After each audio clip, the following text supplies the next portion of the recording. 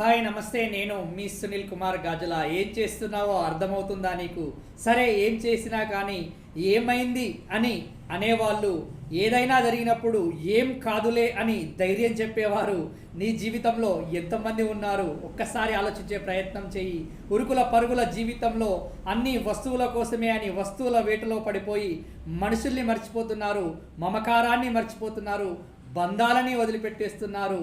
కానీ ఈ ప్రపంచంలో అన్నింటికైనా గొప్పదైనది ఏదైనా ఉంది అని అంటే అది మనుషులు మాత్రమే.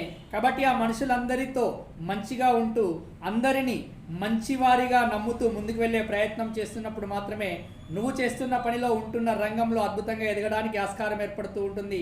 ఎంతసేపు నువ్వు ఎదుటి వ్యక్తి గురించి కానీ వస్తువు గురించి కానీ నెగిటివ్గా ఆలోచిస్తున్నంతసేపు నీ జీవితంలో అది నెగిటివ్గానే జరుగుతూ ఉంటుంది. నీకు దాని ద్వారా ఇబ్బంది కలుగుతూనే ఉంటుంది. ఇక్కడ వస్తువు ద్వారానో దేని ద్వారానో కాదు, నీ ఆలోచన తప్పుగా ఉన్నప్పుడు నీ జీవితంలో తప్పులు జరగడానికి ఆస్కారం ఏర్పడుతుంది. ఆలోచించు మిత్రమా ఒక్కసారి.